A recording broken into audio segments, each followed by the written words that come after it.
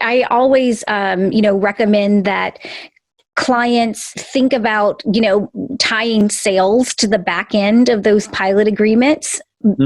Because, even if you've got the data that, like you said, there's a lot of time, there's a lot of money that's going into it. So doing some type of shared expense model, so that way the entrepreneur is not having to carry the entire burden.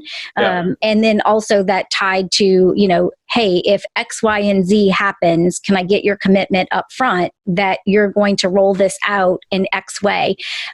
Sometimes we get so excited about, whatever hospital system said yes to a pilot that I say, like, we kind of get a little woo-woo. It's like, oh my gosh, game changer.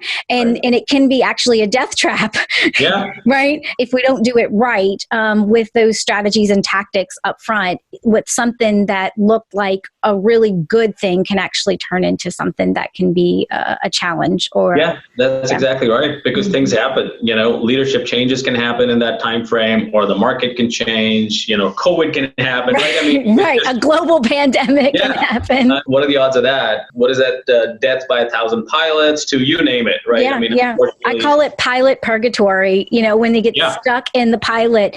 And, I've heard it just even in, metropolitan areas where you might get a pilot with one big hospital system and you're like, yes, this is it. And then you go to the next hospital system, like 5 miles down the street, and they're like, yeah, but we need to do a pilot. And you're like, oh, well, I'm so glad you asked, because we did one 5 miles down the way and here's the data. And they're like, yeah, but our patient population is different. And you're like, oh my gosh. Becomes a vicious cycle where, okay, where do you go? Right. Yeah. Oh my goodness.